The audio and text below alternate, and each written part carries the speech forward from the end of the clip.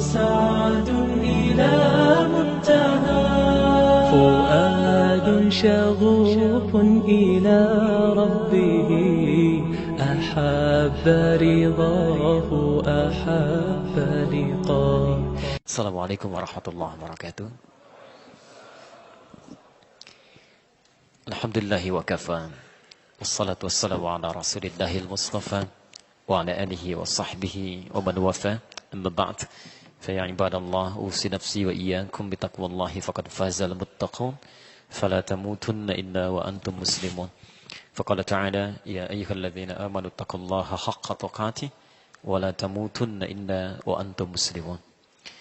Saudara-saudariku, teman-teman sekalian, dan pemirsa Akhir TV, Madani TV, dan yang bergabung bersama kami saat ini, bersyukur pada Allah Subhanahu wa Ta'ala bahwa di antara sekian hamba Allah yang tengah beraktivitas di siang hari ini, dan Masya Allah, sebagian daerah Bandung terlihat banyak kendaraan berlalu lalang, plat nomornya juga tidak semua dari Bandung, dengan tujuan yang berbeda-beda. Ada yang ingin berekreasi, bertamasya, hanya sekedar ingin berefleksi, mencari dunia dan sebagainya.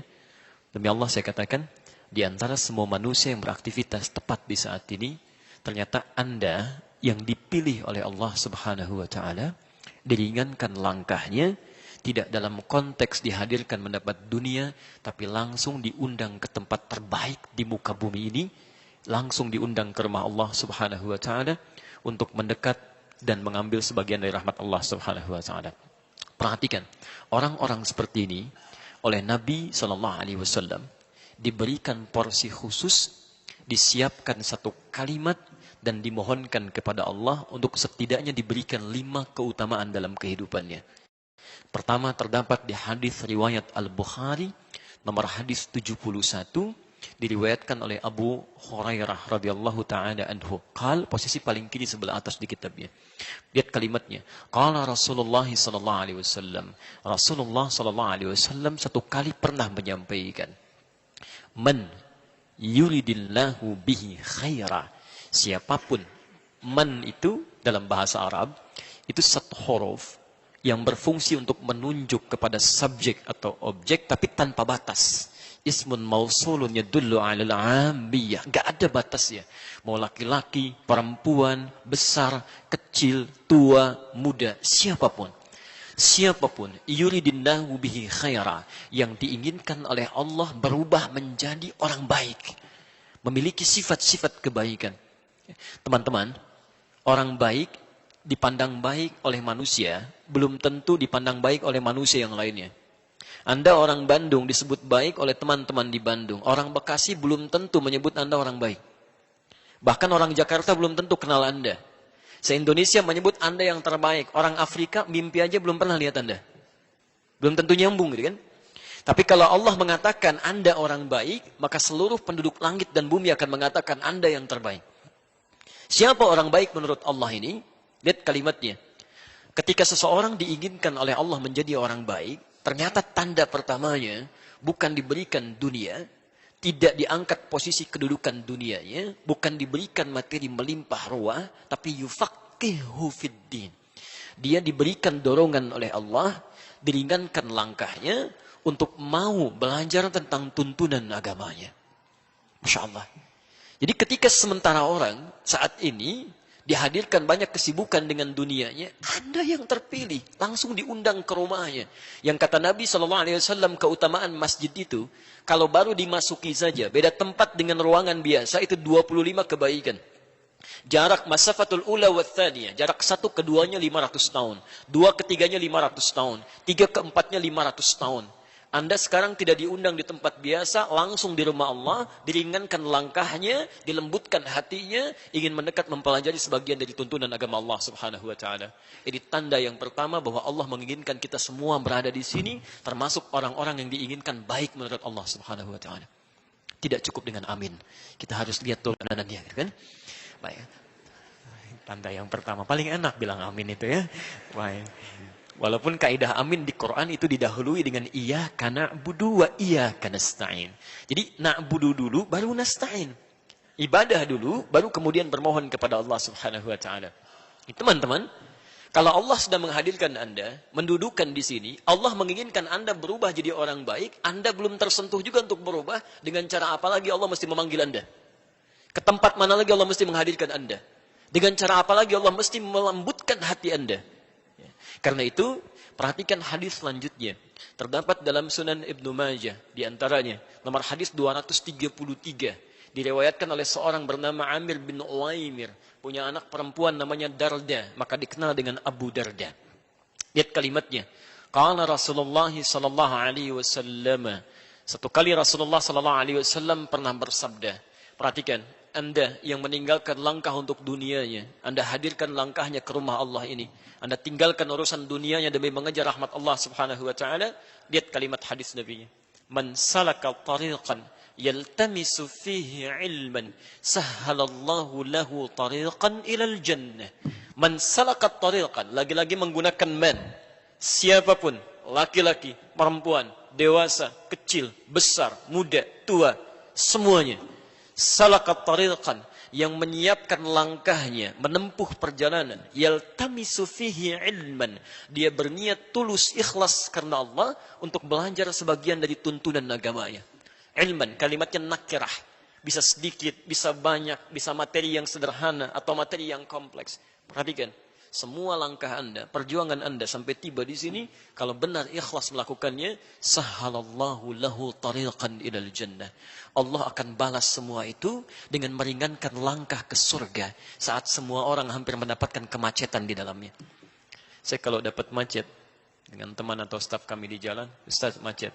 Alhamdulillah, mudah-mudahan di akhirat kita lancar, mereka macet. Sederhana itu kan. Teman-teman sekalian selesai. Ya. Itu dua. Ketiga, agak cepat. Lihat kalimatnya. Wa innal malaikata. Kami mohon manfaatkan hadis ini sebaik-baiknya. Karena ini hadis sahih, berlaku hanya bagi Anda semua. Yang tidak belajar tidak berlaku. Lihat kalimatnya. Wa innal malaikata. Dan kalaulah penuntut ilmu itu mengetahui, sungguh para malaikat itu. Jama' bentuknya. Ingat, ada malak, ada malaikah, itu beda. Kalau malak, itu tunggal. Quran surah ke-12, Yusuf, ayat 31, posisi paling kanan sebelah atas. In hadza illa malakun karim. Ada seorang nabi, rasul, ganteng luar biasa, diangkat menjadi rasul oleh Allah, sampai-sampai begitu lewat, Masya Allah, gitu kan? Perempuan-perempuan yang cantiknya luar biasa melihat Yusuf sampai teriris tangannya. Wa qulna hasya lillahi in hadza illa ma hadza bashara illa malakun karim. Masya Allah, kata mereka, ini sih bukan manusia, ini malaikat yang menjelma dalam wujud manusia. Yusuf disebut dengan malak, bentuk tunggal. Ganteng-ganteng nabi, rasul. Orang sekarang ganteng-ganteng serigala, gitu kan? Agak beda. Baik. Tapi yang paling menarik, ini nabi, rasul, ganteng, dan membangun hubungan dekat dengan Allah Subhanahu wa taala. Dia tidak berzina, dia menghindari pergaulan yang tidak baik, dia mendekat kepada Allah Subhanahu wa taala. Ganteng, nabi, rasul, dekat dengan Allah. Anda bukan nabi, bukan rasul. Gantengnya Anda tidak seganteng Nabi Yusuf. Anda lewat ibu-ibu belum tentu kepeleset, gitu kan? Sedangkan Anda jauh dari Allah. Anda kurang apa lagi? Karena itu bertakwalah kepada Allah Subhanahu wa taala, tapi di sini innal malaika, bentuknya jama'. Dan sungguh para malaikat itu. Jama' yang tidak disebutkan berapa jumlahnya. Dalam kaidah bahasa Arab, ini menunjukkan jumlah banyak tanpa batas. Jadi, Nabi menyampaikan, kalau penuntut ilmu itu mengetahui, banyak malaikat yang tidak diduga berapa jumlahnya, la tadau ajnihataha ridan li talibil ilmi. Mereka membentangkan sayapnya sejak orang-orang ini berangkat dari tempat dia tinggal, hadir di majlis ilmu sampai pulang kembali, memohonkan ridha kepada Allah Subhanahu wa taala untuk orang-orang itu. Dan ridhanya malaikat setidaknya memiliki dua makna.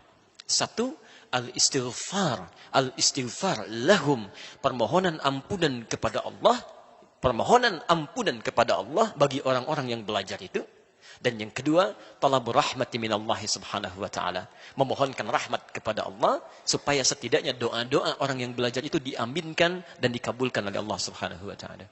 Mudah-mudahan, maksud saya, setiap kita yang hadir di rumah Allah ini, mendapatkan bagian dari hadis Nabi SAW tadi.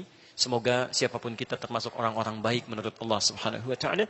Dan semoga siapa yang hadir saat ini sampai kembali nanti, seluruh perjuangannya, waktunya, tenaganya, pikirannya diganti oleh Allah Subhanahu wa taala dengan kebaikan-kebaikan yang tadi disampaikan.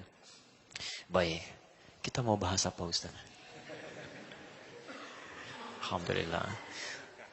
Pernikahan, alhamdulillah. Sudah pada menikah yang ada di sini? Baik, Masya Allah. Nabi, Rasul, dekat dengan Allah. Dia orang paling takwa di muka bumi. Masya Allah, salatnya luar biasa. Selain itu juga beliau pemimpin dalam urusan dunianya. Pemimpin di rumah tangganya. Istrinya 9 bersama beliau. Terpisah 2 dengan beliau. 2 lagi kemudian berpisah dalam kehidupan beliau. Masya Allah, hidup nyaman dalam sepekan masih bisa mengaji dengan malaikat Jibril. 168 jam ada waktu untuk belajar. Antum bukan nabi, bukan rasul. Surga belum jelas sampai siang ini. Ya, amalan masih berantakan, hisab masih menegangkan. Bukan pemimpin, bukan panglima. Istri 1, masih banyak yang jomblo gitu kan. Nah, belum punya waktu untuk mendekat kepada Allah Subhanahu wa taala. Antum maunya apa sebenarnya ya? Baik, kita mulai saja bahasan kita ya. Nanti kita coba. Saya lebih senang tidak membuat teori, tapi lebih senang menuangkan isi Al-Quran dan sunnah Rasulullah SAW. Baru dari situ dalam bentuk penjelasan ulama-ulama kita dan keterangan-keterangan yang bisa kita amalkan. Jadi mohon izin kalau nanti kita mengambil dari Quran, kemudian dari hadis, baru kita kembangkan dalam bentuk diskusi kita dalam kesempatan siang hari ini. Karena itu pesan Qurannya. Sejak manusia pertama diturunkan. Siapa manusia pertama? Tahu dari mana? Begitulah pokoknya ya intinya. Kita buat kesepakatan ya. Mulai saat ini, kalau kita belum tahu tentang sesuatu, paling gampangnya cukup katakan wallahu a'lam. Okay?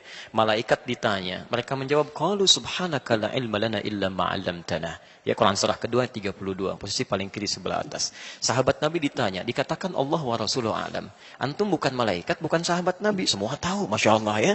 Baik, ini kaidahnya sederhana. Baik, siapa manusia pertama di muka bumi ini? Masya Allah, wallahu a'lam. Ini antum siapa sebetulnya? Baik. Manusia pertama oleh Quran disebut dengan Bashar. Terulang 35 kali dalam Al-Quran, bentuk dualnya sekali. Kalimat Bashar pertama saat dinisbatkan kepada manusia itu ada di Quran surah ke-15 ayat ke-28. Alhamdulillah. Wa idh qulna lil malaikati isjudu li Adam fasajadu illa iblis. Baik, itu kalau kita ambil konteks kaitan dengan selanjutnya.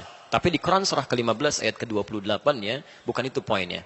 Ya, itu kisah dengan iblisnya. Poinnya, wa idz qala rabbuka lil malaikati inni ja'ilun fil ardi khalifah. Belum nyambung, berarti belum pada hafal Quran. Itu yang Al-Baqarah ayat ke-30. Al-Hijr ayat ke-28 itu bukan ja'il, tapi khaliq. Wa idz qala rabbuka lil malaikati inni khaliqun basyara. Kata Allah, ketika saya berfirman menyampaikan kepada kalangan malaikat dan jin yang hadir pada saat itu, kami akan ciptakan manusia pertama disebut dengan basyar. Ini sifatnya. Baik. Namanya kemudian dialihkan di Al-Baqarah ayat ke-30, posisi paling kiri sebelah atas. Kalimatnya sama awalnya. Wa idz qala rabbuka lil malaikati inni ja'ilun fil ardi khalifah. Misinya sebagai khalifah, siapa khalifah yang dimaksudkan ini? Ayat 31-nya. Wa 'allama Adamal asma. Dari sini bisa disimpulkan manusia pertama yang diciptakan oleh Allah Subhanahu wa taala setelah malaikat dan jin makhluk sebelumnya adalah Nabi Adam alaihissalam. Saya agak lompat sebentar. Quran surah kedua Al-Baqarah ayat 38, posisi paling kanan sebelah atas. Saat Adam singkatnya kemudian diturunkan ke muka bumi untuk menjalani kehidupan yang baru setelah tergoda oleh iblis ya, di alam langit itu. Nah, ini yang perlu Anda garis bawahi. Allah memberikan pesan. Setiap Anda jalani kehidupan di muka bumi, kami akan berikan petunjuk, kata Allah. Ikuti petunjuk ini, kami jamin hidup Anda akan selalu tenang dan tidak akan pernah larut dalam kesedihan. Lihat kalimatnya. Qulna bitu minha jami'a. Mulai sekarang kami firmankan, turun semuanya ke muka bumi. Fa imma ya'tiyannakum minni huda. Saat Anda beraktivitas di muka bumi, kami akan sertakan petunjuk kami. Disebut dengan huda. Faman tabi'a hudaya, dan siapa yang mengikuti petunjuk kehidupan dari kami ini, fala khaufun 'alaihim wa lahum yahzanun. Kami jamin selama hidupnya dia tidak akan pernah merasa gelisah, please, tidak akan pernah larut dalam kesedihan. Jadi kalau Anda ikuti petunjuk kehidupan ini, demi Allah, Allah langsung sampaikan, enggak ada orang yang akan galau dan tidak akan ada yang sedih dalam hidupnya. Akan enak saja. Petunjuk kehidupan. Bahkan ada orang-orang yang saking lekatnya dengan petunjuk Allah ini, ya, Quran surah kedua Al-Baqarah ayat kelima, ulaika ala hudam mir rabbihim. Teman-teman perhatikan. Ini apa? Oh, jangan katakan wallahu a'lam ya. Ini botol haramain isinya air. Baik. Sekarang perhatikan, botol ini ada di atas apa? Meja. Ada jarak tidak? Ada. Kalau ada benda di atas, kemudian ada jarak di bawahnya, dengan benda bawahnya, itu disebut fauqa namanya. Fauqa, ada jaraknya. Tapi kalau menempel seperti ini, tidak ada jaraknya, maka disebut dengan ala namanya. Ala. Perhatikan, ada orang-orang yang selalu lekat nempel dengan petunjuk Allah Subhanahu wa taala. Ulaika bukan fauqa, ala hudan. Jadi dia bangun tidur, ingat petunjuk Allah. Dia mau melihat, dia gunakan petunjuk Allah dengan penglihatannya.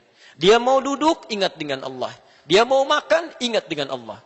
Orang-orang yang selalu lekat dengan petunjuk Allah, itu dijamin. Lihat ujung ayatnya. Wa ulaika humul muflihun. Kami pastikan orang-orang itu pasti bahagia dalam kehidupannya. Jadi ada orang-orang yang di rumah tangganya ingat dengan Allah. Pekerjaannya ingat dengan Allah. Bahkan dari berdirinya, duduknya sampai tidurnya, tidak ada yang diingat kecuali Allah Subhanahu wa taala. Berita baik ya, sejak Nabi Adam diturunkan, diberikan petunjuk. Disebut apa tadi petunjuknya? Hudan. Teman-teman, ternyata semua generasi setelah Adam, saat diutus nabi-nabi setelahnya, itu semua nabi, dari Nabi Adam sampai nabi yang terakhir, itu semuanya oleh Allah bersamaan diturunkan dengan petunjuk kehidupan bagi umatnya. Dan namanya semua sama, Hudan. Siapa nabi terakhir? Nabi Muhammad Sallallahu Alaihi Wasallam. Awas hati-hati ya. Saya audiensi terakhir dengan MUI di Jawa Barat. Itu sekarang lagi marak nabi di Jawa Barat. Hampir tiap bulan Pak ada nabi baru. Bu, hampir tiap bulan. Sekarang nabi barunya lagi di Karawang ini, ya, sebagian ya. Dulu saya lihat di catatan Bakor Pakam Kementerian Agama. Ada nabi, saya kira itu yang terakhir. Perbatasan Jawa dengan Sunda, Cirebon ke sana. Ya, bikin ajarannya Jasun namanya, Jawa Sunda. Nabinya Tugimin. Saya kira selesai gitu kan. Ternyata pindah ke beberapa tempat yang baik. Lihat, nabi terakhir Nabi Muhammad sallallahu alaihi wasallam. Dari mulai Nabi Adam sampai Nabi Muhammad, ternyata semua nabi dan rasul ketika diutus oleh Allah membimbing umatnya, itu semuanya membawa hudan. Silakan Anda urutkan ya. Saya beri contoh. Muhammad bin Abdullah, bin Abdul Muttalib, bin Hashim, bin Abdul Manaf, bin Qusay, bin Murrah, bin Kilab, bin Ka'ab, bin Ghalib, bin Fihir, bin Malik, bin Nadar, bin Kinana, bin Khuzaimah, bin Mudrikah, bin Ilyas alaihi salam, bin Nizar, bin Mudar, bin Ma'ad, bin Adnan, bin Addi, bin Adri, bin Muqawwam, bin Nahur, bin Tarih, bin Ya'rub, bin Yasjub, bin Nabit, bin Ismail alaihi salam, bin Ibrahim alaihi salam, bin Adhar, atau bin Nahur, bin Abir, bin Kinan, bin Arfakhshad, bin Sam, bin Nuh alaihi salam, bin Mihlail, Matushalab, bin Kinan, bin Anwas, bin Thith, bin Adam alaihi salam. Sampai ke Nabi Muhammad yang terakhir, turun firman Allah Subhanahu wa taala di Quran surah kedua Al-Baqarah ayat 185. Posisi paling kiri di pertengahan. Lihat kalimatnya. Syahrul Ramadan alladzi unzila fihil Quran. Setelah itu hudal linnas. Khusus untuk nabi terakhir, rasul terakhir, umat terakhir, kami turunkan petunjuk spesial yang semua kebutuhan hidup dan solusinya ada di situ, Pak. Jadi teman-teman, semua aktivitas kehidupan kita dari sebelum lahir sampai wafat, petunjuknya ada di situ semua. Disebut Al-Quran. Ya. Kata Allah bukan hanya untuk orang Islam, tapi linnas, kalimat annas disebutkan 241 kali dalam Al-Quran. Jadi jangankan orang Islam, non-Muslim pun kalau mengambil petunjuk dari Quran, itu bisa dapat manfaat. Apalagi orang Islam. Ya. Makanya orang Islam itu dipaksa oleh Allah, minimal dalam sehari mesti baca Quran. Mesti itu. Makanya kalimat pertama ketika dibuka Al-Quran, di surah Al-Baqarah itu, menyebutkan kata hudan. Dzalikal kitabu la raiba fi. Hudan? Siapa al-muttaqin ini? Ayat ketiga aja. Alladzina yu'minuna bil ghaib wa yuqimunas shalah. Yaitu bagi orang yang telah merasa beriman kepada Allah, lalu dia aplikasikan imannya dengan menunaikan amal saleh. Amal saleh pertama salat. Bukankah saat salat Anda baca Quran? Nanti dalam fikih salat, ya, agak jauh sebentar ya. Dalam fikih salat, sebetulnya saat kita baca Quran, khususnya surah-surah yang kita baca setelah Al-Fatihah itu, yang paling diutamakan bukan baca surat pilihan, bukan. Tapi memilih surat yang sesuai dengan kebutuhan hidup kita. Saya beri contoh misal, Anda sedang bekerja, tiba-tiba ada kesulitan di pekerjaan. Anda sholat setelah baca Al-Fatihah, pilih ayat surat yang sesuai kebutuhan Anda. Quran surah 17 misalnya, ayat 79 sampai 81. Karena semua hidup kita ada di situ, termasuk ayat rumah tangga. Nanti kita akan keluarkan. Saya baca cepat, tapi antum gak usah tulis ya. Baca cepat, saya beri gambaran misal. Saat kita sebelum dilahirkan, dalam kandungan ibundanya, bagaimana supaya kandungannya itu lancar. Kemudian persalinannya berjalan dengan nyaman. Doa-doa mengalir dengan baiknya. Quran surah ke-7 ayat 189. Ketika dilahirkan, bagaimana supaya caranya ASI-nya bisa mengalir dengan lancar. Suami istri yang baru mendapatkan anak tidak sibuk dan gelisah bagaimana cara menunaikan tugas ayah dan ibu pertama kalinya. Quran surah ke-2 Al-Baqarah ayat 233, posisi paling kanan sebelah bawah. Setelah 2 tahun disusui, dari 2 tahun sampai dengan menjelang balik, bagaimana cara memberikan pendidikan dininya supaya dekat dengan Allah, taat pada kedua orang tuanya, gemar bergaul dengan teman-teman di sekitarnya, akhlaknya bagus. Quran surah ke-31 ayat 13 sampai dengan 19-nya. Dia mulai belajar bagaimana supaya cepat menangkap pelajarannya, sulit untuk melupakannya, ada keberkahan dalam pelajarannya. Quran surah 9 ayat 122, posisi paling kiri sebelah bawah. Bagaimana saat dia menangkap pelajaran, dia dapat prestasi juga. Quran surah ke-58 ayat ke-11-nya. Tiba-tiba dalam dia bergaul, naik lagi, naik sampai naik ke kampus, menemukan teman-teman dalam bergaul, bagaimana supaya tidak terjebak dalam pergaulan bebas yang tidak menyenangkan. Quran surah 49 ayat ke-13-nya. Tapi kalau ada yang suka, bagaimana cara ta'aruf dan melamarnya? Quran surah yang keempat ayat keempatnya. Kalau menikah, Quran surah 30 ayat ke-21-nya. Dari pernikahan ini kemudian bagaimana cara membagi tugas sebagai pasangan pemula supaya tidak kebingungan menjalani rumah tangganya. Quran surah keempat ayat 34-nya. Apa tugas seorang lelaki dalam mencari nafkahnya? Bagaimana caranya? Quran surah kedua ayat 168 itu yang paling standar. Kalau Anda baru bergerak, rezekinya sudah datang, Quran surah kedua ayat 172. Kalau Anda belum bergerak, rezekinya sudah mendatangi Anda, Quran surah ke-7 ayat ke-96-nya. Apa tugas ibu? Kadang-kadang ibu ditugaskan untuk merawat rumah tangganya, menjaga nama baik suaminya. Quran surah keempat ayat 34-nya. Kalau sudah lahir anak, bagaimana merawatnya? Kadang-kadang tidak mudah merawat mereka. Ada perkataan yang tidak menyenangkan sampai berkata, jangan khawatir. Quran surah ke-17 ayat ke-23-nya.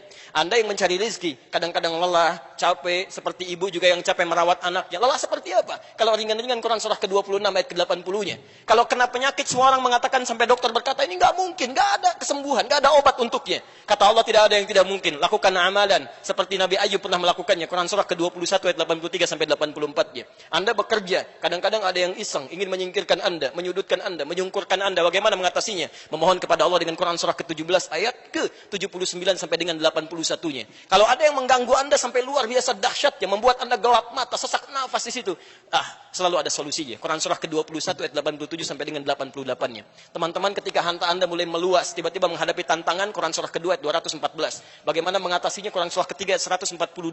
Kalau Anda berhasil ingin bersyukur, Quran surah ke-14 ayat ke-7-nya. Masalah mulai datang lagi, bagaimana berharap? Di Quran surah kedua ayat 155 sampai 157-nya. Sampai Anda usia 40 tahun lebih, orang tuanya masih ada, bagaimana cara membalasnya? Kata Allah, memang agak sulit, tapi Anda bisa mencoba dengan Quran surah ke-46 ayat ke-15-nya. Apakah saya akan hidup untuk selamanya ya Allah? Tidak. Satu saat kamu akan pulang. Kamu akan meninggal karena ada maut yang akan mendatangi Anda. Quran surah ketiga 185. Ya Allah, bagaimana saya meninggalnya caranya? Bagaimana maut caranya datang kepada saya? Akan diutus perwakilan kami namanya Malakul Maut. Quran surah ke-32 ayat ke-11-nya. Bagaimana cara dia mengambil nyawa kami ya Allah? Kalau ingin sedikit menyenangkan, tenang panggilannya. Quran surah 89 ayat 27 sampai dengan 30 itu. Ya ayat Tuhan nafsul mutmainnah. Kalau kamu ingin sedikit menegangkan sambil dipukulin malaikat, Quran surah ke-8 ayat ke-50 itu. Ya Allah, saya telah belajar suasana malam pertama di alam dunia. Bagaimana suasana malam pertama di alam kubur supaya saya bisa siap-siap. Silahkan lihat Quran surah ketiga ayat 169 sampai 171-nya. Ya Allah, apakah siksa kubur juga ada? Kalau pengen nyobain silahkan. Quran surah ke-40 ayat 45 sampai 46 sampai 47-nya. Ya Allah, bagaimana saat dibangkitkan nanti? Ada orang dibangkitkan langsung melihat Allah tanpa jeda, bahkan tanpa hijabnya, langsung melihat Allah sampai gembira, berbinar-binar wajahnya. Quran surah 75 ayat ke-22 sampai 23. Tapi ada orang juga yang dimintakan oleh Allah enggak perlu repot memikirkan hisab karena dia akan masuk neraka tanpa hisab. Quran surah ke-18 ayat 100 sampai dengan 101-nya. Ya Allah, kira-kira di surga seperti apa nikmatnya? Oh, nggak perlu, itu nggak perlu. Jangan sampai dibayangkan karena tidak bisa dilihat, tidak bisa didengar, tidak terlukiskan. Tapi kalau kamu ingin mendengar informasi dari kami, ada surga yang paling indah bersama Rasulullah. Ikuti sunnahnya. Quran surah ketiga ayat 31. Tingkat surga kedua yang semuanya diberikan oleh Allah di taman surga. Quran surah ke-51 ayat 15 sampai ayat 23-nya. Ada surga yang tingkat ketiga, luasnya seluas langit dan bumi. Anda mau aktivitas jungkir balik silahkan, nggak akan sampai ke ujungnya. Quran surah ketiga ayat 133 sampai 134. Bahkan ada surga kelas ekonomi yang saking indahnya nggak pernah dilihat oleh mata, terdengar oleh telinga, bahkan tidak terbayangkan dalam benak kita, dan keindahannya tak terlukiskan. Quran surah kedua ayat ke-25 itu semuanya ada. Semuanya ada. Yang tidak ada, teman-teman sekalian, kita jarang baca isinya. Jadi setiap sholat dari subuh sampai isya yang dibaca itu lagi. Anas lagi tuh. Dan dikabulkan oleh Allah. Pantas mimpinya ketemu jin terus gitu kan. Masya Allah. Minal jinnati wan nas. Jadi dari sini, kalau petunjuk itu kita keluarkan, itu mudah Pak, Bu. Hidup tuh enak gitu. Makanya ayatnya diakhiri oleh Allah, yuridullahu bikumul yusra. Allah menginginkan hidup Anda itu mudah. Wala yuridu bikumul usra. Kami nggak ingin hidup Anda susah. Jadi kalau ada orang yang susah hidup, ya di rumah susah, di kantor susah, yang salah bukan Allah. Yang salah manusia nggak baca petunjuknya. Karena itulah kemudian dalam konteks materi kita insya Allah akan coba keluarkan panduan-panduan dari Al-Quran. Seperti apa petunjuk nabinya, yang dengan itu mudah-mudahan materi ini bisa memudahkan kehidupan setidaknya dari rumah tangga kita sesuai tema yang kita bahas. Kita baru mau mulai ini ya, yang tadi mukaddimah. Baik. Maaf, sampai jam berapa? 1:30 lebih 15, baik ya. Jam 3, silahkan aja ya, nanti jam 2 saya pamit ya. Baik, kita mulai petunjuknya yang kami terima. Bagaimana tuntunan Al-Quran dan Sunnah ya, tentang bimbingan pasca pernikahan. Bismillahirrahmanirrahim. Kita mulai dengan Quran surah ke-30 ayat 21. Teman-teman sekalian, bagi seseorang yang sudah menyiapkan diri untuk membangun bahtera kehidupan yang baru dengan jalinan akad pernikahan, maka pesan pertama yang Al-Quran sering tanamkan, bahkan menjadi fitrah bagi calon pasangan untuk mencantumkannya bahkan dalam surat undangan. Seringkali dikutip Quran surah ke-30 ayat 21. Yang paling aneh begini, biasanya orang yang mengundang itu akan lebih tahu isi undangan dibandingkan yang diundang. Ya. Kami dapat undangan dari teman-teman Al-Fityah. Tentunya teman-teman Al-Fityah lebih tahu isi program undangan itu dibandingkan saya yang diundang. Ada keanehan nih. Ada orang-orang mengundang dalam proses pernikahan, menuliskan ayat Quran, mencantumkan di surat undangan, yang ngundang nggak pernah baca ayat yang dicantumkan. Sehingga ini yang menjadikan miss pertama kali ketika akad diucapkan, roh ayatnya tidak sampai pada dirinya. Seharusnya sebelum akad itu dilakukan, kalimat ini mesti tertanam dalam jiwanya dulu. Supaya visi rumah tangganya, ketika akad mulai dilakukan, sudah tertanam jiwa Quran di dalamnya.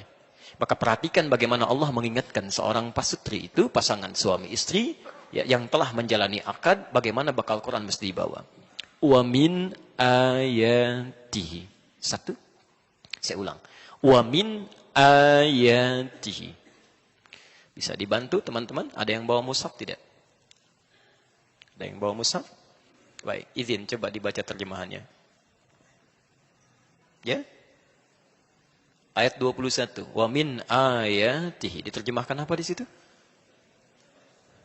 Dan di antara tanda-tanda kebesarannya. Baik, fokus sekarang ya.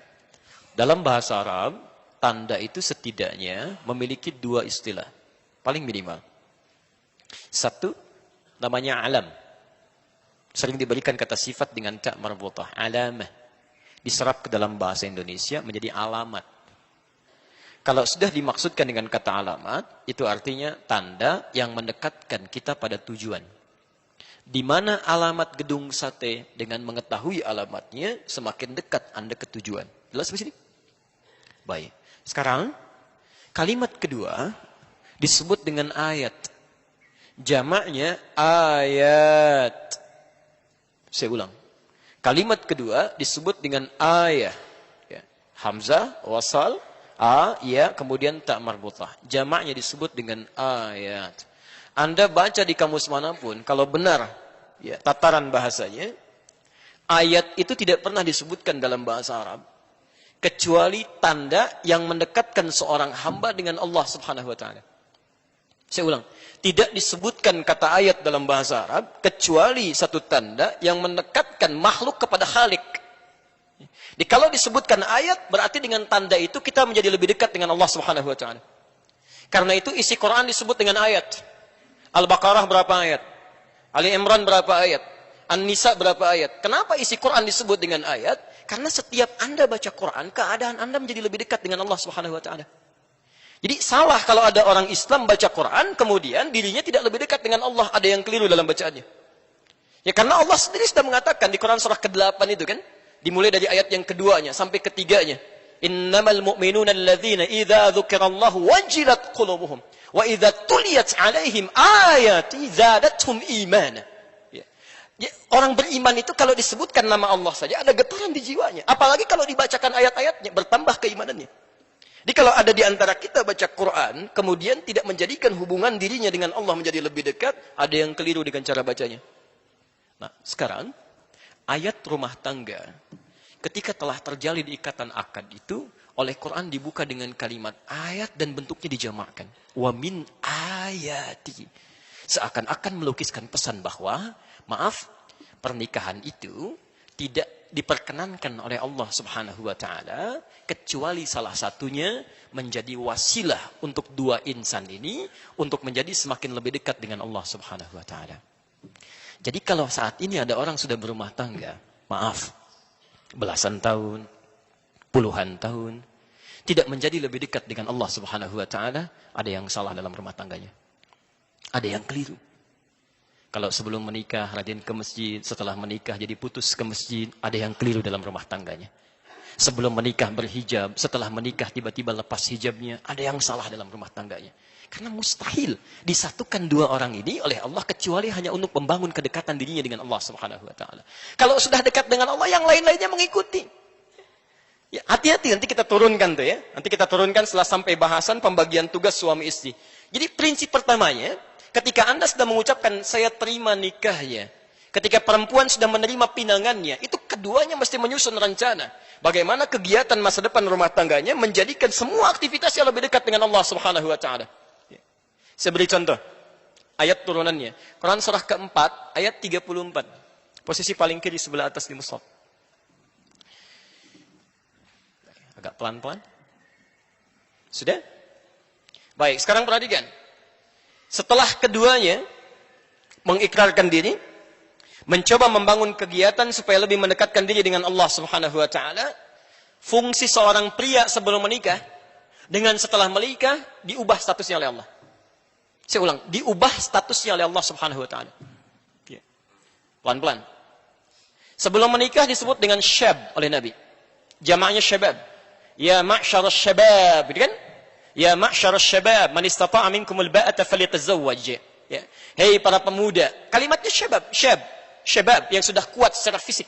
Ya. Yang nalurinya sudah tajam, punya bekal yang siap untuk pernikahannya. Tapi ketika setelah menikah, kalimatnya dirubah oleh Allah langsung. Bukan menggunakan kalimat syab lagi, bukan syabab lagi, tapi menjadi rijal. Plus dengan fungsinya. Sekarang perhatikan. Ar-rijalu qawwamuna 'alan nisa. Setiap lelaki yang telah menikah, statusnya langsung dirubah oleh Allah. Kalimatnya menjadi rijal, jamak dari rajul, plus kalimat pertama yang dilekatkan pada orang ini fungsi ibadah.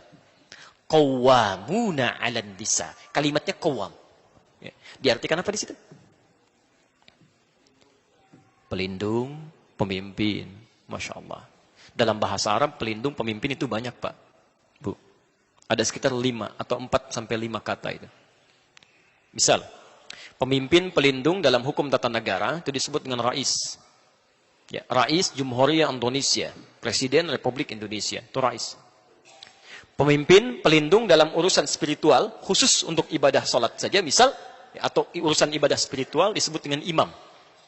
Karena itu kalau kita mau salat ada imam. Saya belum pernah dengar ada rais salat.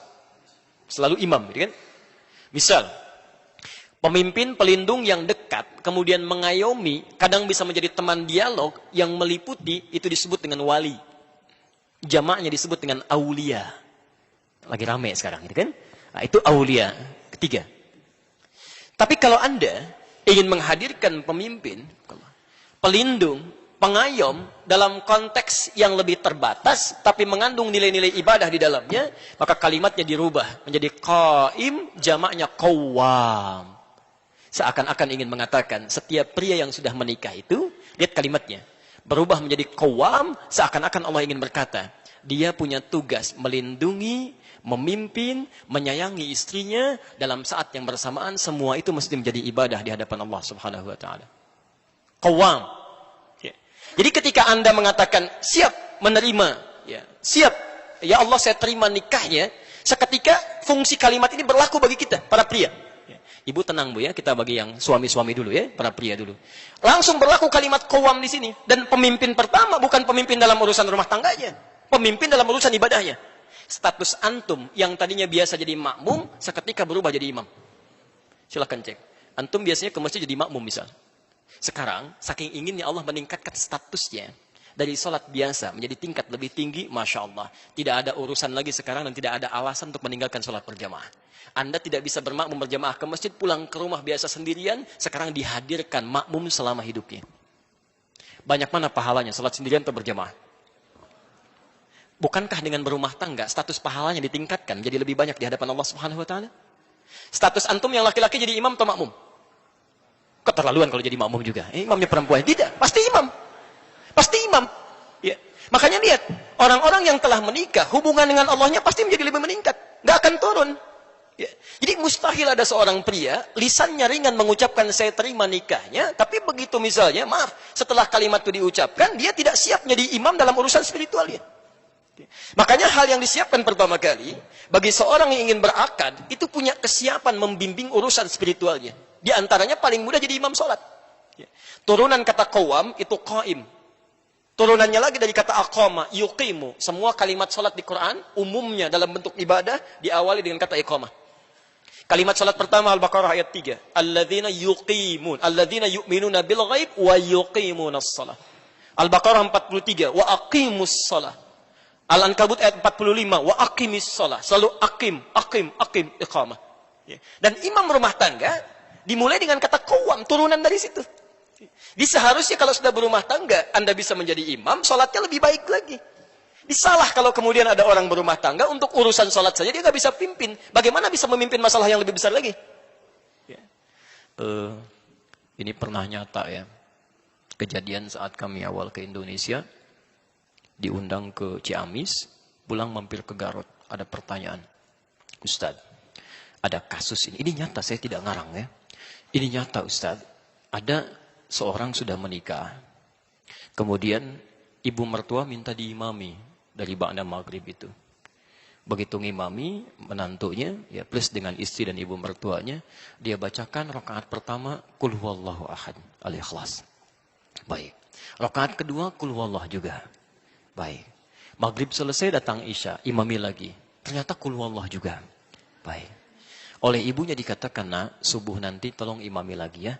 Nggak apa-apa kalau rakaat pertama Qul huwallah, tapi yang kedua cari yang lainnya.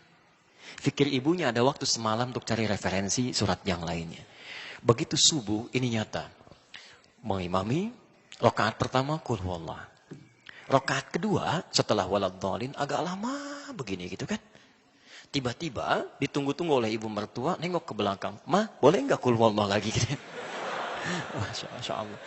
Kami ditanya, Ustadz apa hukumnya sholatnya? Saya bilang kalau hukum sholatnya jelas batal. Tapi pertanyaannya bagaimana seorang manusia seperti ini, orang yang mengaku beriman, kan, kemudian mau menjadi seorang kepala rumah tangga, memimpin masalah sholatnya, bisa menyebutkan hal yang sama. Apa yang dia lakukan dalam selama umur hidupnya? Ya, sampai belum sempat membaca ayat Quran yang lainnya. Baik. Jelas sampai sini ya? Ini urusan yang pertama, karena itu teman-teman, pesan Quran yang pertama, begitu kalimat rumah tangga sudah dibangun, bangun kedekatan dengan Allah Subhanahu wa taala, pertama kali khususnya urusan salat. Ini bagian pertama. Silakan Anda cek hadis-hadis Nabi sallallahu alaihi wasallam. Ya, saya beri referensi Al-Bukhari misalnya. Dari nomor hadis 2008 sampai nomor hadis 2010. Sampai 2012 ya, posisi paling kanan sebelah bawah. Anda tidak akan temukan Nabi SAW, bahkan dalam sholat malam dia, kecuali senantiasa mengingatkan keluarganya. Silahkan cek. Ya. Bahkan bukan cuma istrinya. Ya, menantunya Ali bin Abi Thalib diingatkan oleh beliau. Fatimah putrinya diingatkan oleh beliau. Jadi urusan sholat itu, ya, membangun hubungan dengan Allah, itu yang nomor satu. Itu yang dibangun pertama kali. Ya. Kalau Anda, maaf ya, Anda mengharapkan rizki, mengharapkan ketenangan, kelancaran dalam urusan kehidupan rumah tangga. Bukankah yang punya semua itu Allah? Kalau sadar yang punya Allah, kenapa Anda tidak bangun hubungan yang terbaik dulu pertama kali? Itu yang akan menghadirkan kebaikan-kebaikan dalam kehidupan kita. Ya. Karena itu, saya agak cepat sedikit ya, karena waktu kita sangat terbatas, tinggal 15 menit lagi. Orang-orang yang membangun hubungan baik dengan Allah di awal mula pernikahannya, maka saat dia menjalankan fungsi turunannya dalam kehidupan dunia, itu semuanya yang berlaku hukum Allah, bukan hukum manusia lagi. Saya beri contoh. Apa tugas pertama kali seorang suami setelah dia menikah? Halo? Boleh angkat tangan yang sudah menikah? Boleh angkat tangan? Jangan-jangan belasan tahun tidak tahu tugasnya ini, halo?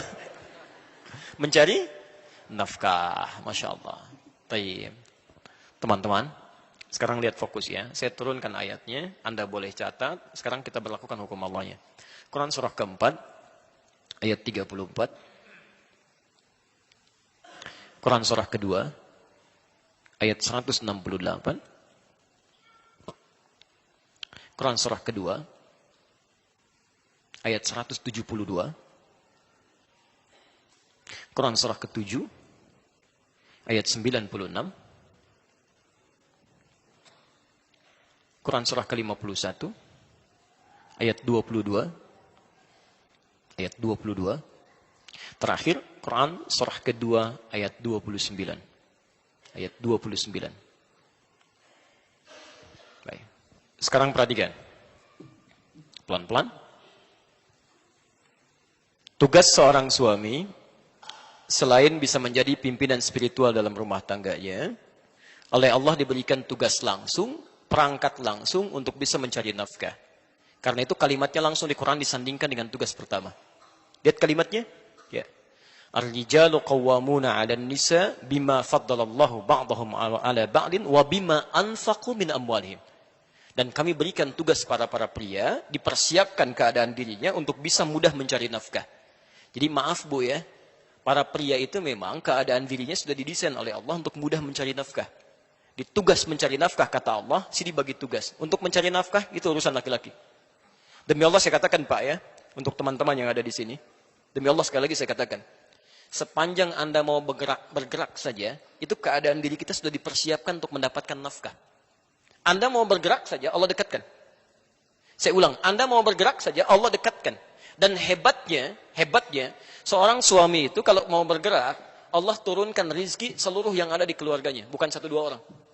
Jadi kalau di rumahnya misalnya ada suami, ada istrinya, ada 3 orang anak, begitu ini keluar berniat mencari nafkah, yang Allah turunkan langsung rizki 5 orang yang ada di rumahnya. Bukan orang per orang.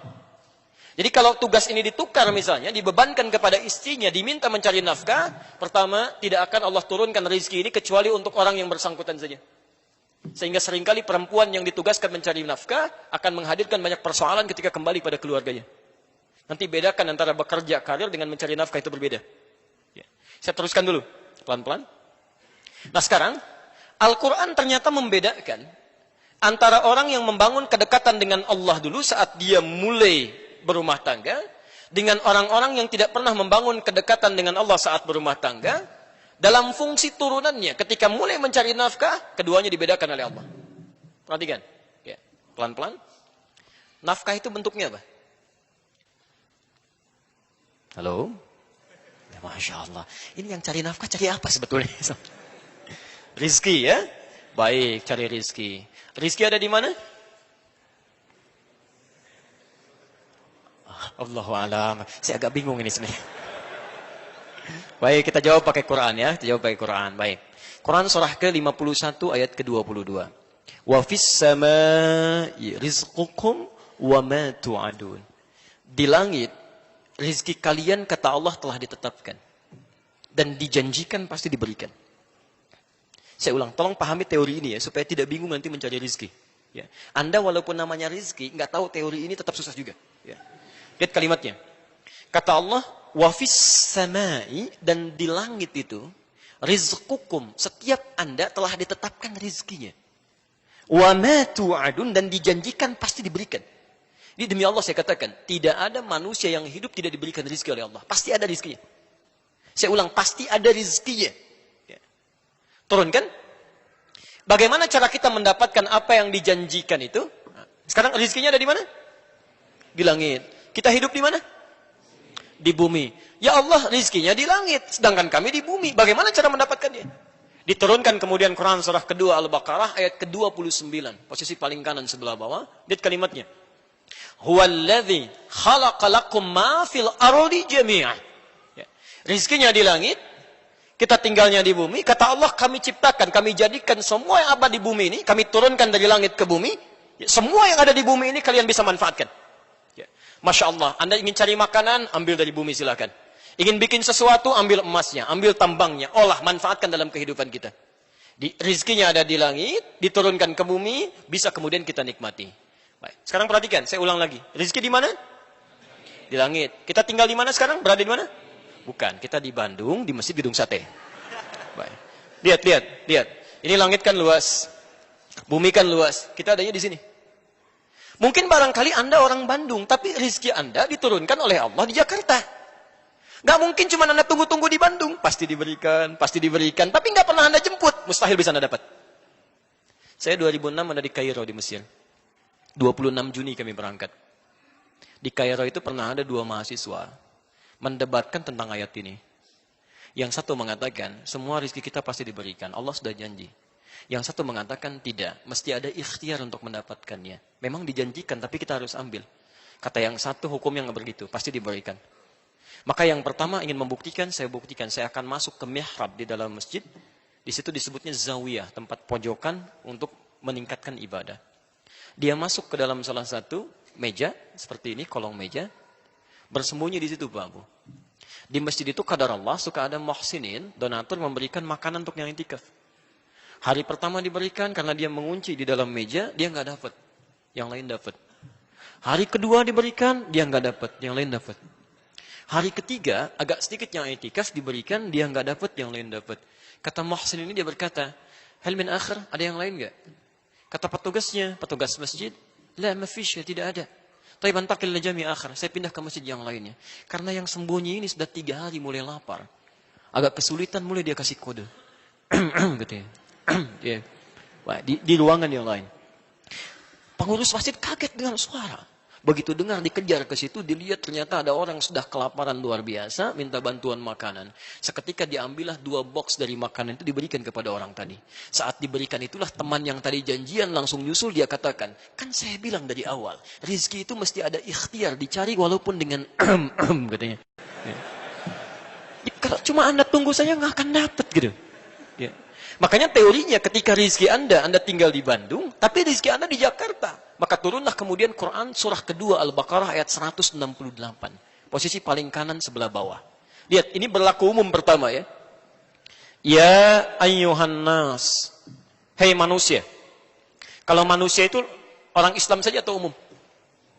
Umum. Teman-teman, jadi hukum ini berlaku tidak hanya bagi orang Islam, tapi semua manusia. Ya ayyuhan nas.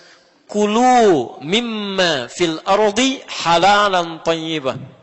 Silahkan Anda bekerja, beraktivitas, ya, cari untuk mendapatkan kebutuhan Anda, ya, setidaknya bagian makan.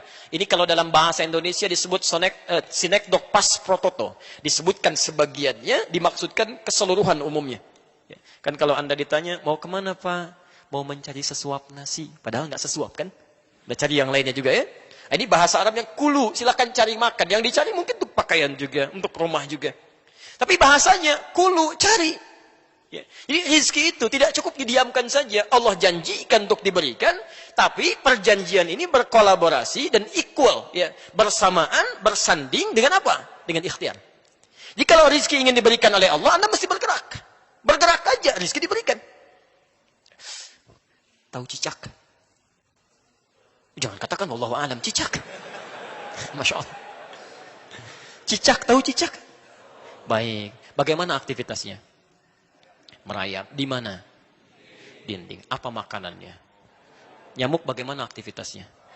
Masya Allah. Pertanyaan pertama, di mana sisi keadilan Allah? Memberikan makan bagi hewan yang tidak bisa terbang, makanannya bisa terbang. Kalau nyamuknya jenius jadi permainan bagi cicak, itu cicak. Coba silahkan cek itu. Tapi perhatikan bagaimana Allah mengatur sistem kehidupan di sini. Asal cicak mau bergerak saja, rezekinya didatangkan. Orang tua kita cuma membuat lirik yang sangat indah, memberikan pelajaran besar di sana. Lihat kalimatnya, cicak-cicak diam-diam. Masya Allah, yang Allah minta pada cicak cuma merayap sekalipun diam-diam. Yang penting kamu merayap, mau cepat mau diam-diam, yang penting kamu merayap. Ketika hewan ini mau merayap sekalipun diam-diam, selanjutnya apa? Datang seekor nyamuk. Bukan cicak yang mendatangi nyamuk, nyamuknya yang mendatangi cicak. Siapa yang mendatangkan nyamuk pada cicak? Allah. Kalau cicaknya tidak merayap, mustahil nyamuknya datang. Cuman diam-diam. Selanjutnya apa? Silahkan tuh. Masya Allah. Ya. Jadi yang dituntut oleh Allah itu sederhana. Anda bergerak, Anda dapat. Cicak saja, hewan yang tidak dihisab. Hanya sebatas hewan, tidak punya akal, tidak punya sifat takwa. Rizkinya ada, apalagi Anda yang dihisab. Jadi kalau Anda bergerak itu pasti dapat. Coba lihat yang di jalan-jalan itu. Prit, rizkinya datang sendiri, 2.000. Kan? Masya Allah. Masa Anda di tempat yang enak, pekerjaan nyaman, masih mengeluh juga dengan rizki, Anda maunya apa?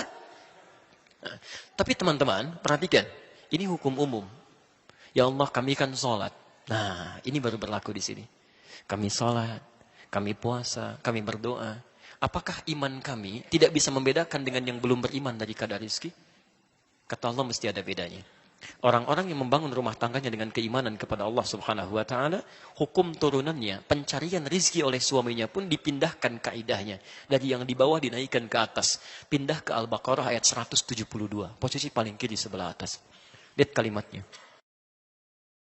Ya ayyuhalladzina amanu kulu min tayyibati ma razaqnakum. Masya Allah. Ada ayatnya? Ya ayyuhalladzina amanu. Hei orang-orang yang telah menyatakan iman dalam dirinya. Kulu min tayyibati ma razaqnakum. Teman-teman sekarang perhatikan, bandingkan dengan ayat sebelumnya. Yang tadi, kulu mimma fil ardi halalan tayyiban. Dia masih berusaha dulu mencari dengan halal, mendapatkan yang terbaik. Ya. Izin, semua manusia punya ketentuan di sini kata Allah, mesti mencari dengan cara yang legal, halal. Jadi masalah halal ini tidak ada hubungannya dengan iman juga. Tidak hanya iman maksudnya. Ya, semua yang tidak beriman pun mesti mendapatkan dengan cara yang legal. Halal di sini maksudnya legal, sesuai hukum yang berlaku dalam konteks yang umum. Jadi kalaupun ada orang mencuri misalnya, polisi nggak akan bertanya, kamu orang beriman atau tidak? Ditangkap juga, semua sama. Gitu ya. Nah, tapi kalau Anda sudah mendapatkan bagiannya, dapatkan yang terbaik dari situ untuk dikonsumsi. Ya. Thayyib itu dalam bahasa Arab, itu yang menyehatkan secara fisik. Ya, bukan yang semau Anda inginkan Anda makan, bukan. Jadi kalau Anda bertanya kaifa haluk pada orang Arab, dijawab alhamdulillah ana thayyib, maksudnya badannya sehat. Jadi kalau Anda ingin membeli makanan tertentu, berapapun nilainya, pastikan bukan cuma nafsu kata Quran, tapi membuat diri Anda sehat. Ya. Walaupun kesehatan fisik itu tidak harus selalu berkolaborasi dengan sehatnya pikiran dan sifat-sifat yang baik. Karena itu dibedakan. Ya. Kan ada orang namanya thayyib, 2 kali puasa, 2 kali lebaran nggak pulang-pulang. Gitu ya. Itu cuma orang Indonesia. Nah, ketika seseorang membangun hukumnya dengan Allah, yang berlaku bukan yang tadi. Lihat kalimatnya. Kulu min tayyibati. Teman-teman, kalimat halalnya pertama dibuang di sini. Silakan Anda cek. Ketika Allah menyentuh orang beriman untuk mencari rezeki, kalimat halalnya dibuang. Kulu min tayyibati, halalnya dibuang. Kenapa kalimat halal di sini dibuang? Karena orang-orang, kata para ulama, orang-orang yang sudah tersambung imannya kepada Allah Subhanahu wa taala, iman itu akan selalu membimbing dia untuk mengarahkan pada yang halal. Jadi mustahil ada orang beriman, dia bisa mencari sesuatu yang keluar dari aturan Allah, mencari yang haram. Itu aturan pertama. Jadi kalau ada di antara umat manusia mengaku beriman, kemudian menikah, berumah tangga, masih terfikir mencari yang haram, artinya ada yang salah dalam imannya. Hubungan dia nggak bagus dengan Allah. Kalau dia tidak pernah memikirkan yang haram, menyingkirkan yang dilarang oleh Allah Subhanahu wa taala, maka Masya Allah, lihat kalimatnya. Kata Allah, ma razaqnakum, kami yang siapkan rezeki untuknya, bukan dia yang capek mencarinya. Di Anda kalau membangun hubungan rumah tangga dengan visi iman kepada Allah Subhanahu wa taala, kata Allah, Anda tidak perlu lelah mencarinya. Gerakan sedikit, rezeki datang pada Anda. Itu poinnya. Makanya Allah menjanjikan pada orang yang punya kecukupan yang sederhana saat menikah. Kata Allah, kalau ingin kaya, kami jadikan kaya dia. Bahasanya bukan cukup, kami jadikan kaya. Ya. Quran surah ke-24, ayat 32. Silahkan cek. Ya. In takunu fuqara yughnikumullah. Jika Anda memang fakir saat pernikahan itu, kalau pengen kaya, kami buat kaya. Ya. Jadi kalau Anda mencari dengan iman, Masya Allah, kekayaan itu memang relatif. Ya, memang relatif, tapi poinnya, Anda mendapatkan kenikmatan yang dijanjikan oleh Allah Subhanahu wa Ta'ala. Ya. Jelas di sini? Ya. Dan yang paling menarik, lihat kalimatnya. Thayyib itu, ya, selain menunjuk kepada sehat, itu juga menunjuk kepada sesuatu yang banyak manfaatnya. Berkah. Ya, berkah. Ya, saya berikan sedikit sentuhan bahasa. Ketika seseorang mencari tanpa iman, hati-hati, ini penting sekali ya. Saking pentingnya mic bisa mati. Bismillah. Teman-teman, lihat kalimatnya. Kalau ada seseorang mencari tanpa iman, kemudian dia mendapatkan bagian dari hartanya, tetap yang dia dapatkan itu kalimatnya berbentuk tunggal. Thayyib, halalan, thayyibah. Ya. Thayyib itu tunggal atau jama'? Tunggal. Jamaknya thayyibat. Kalau tunggal itu satu atau banyak? Satu. Perhatikan.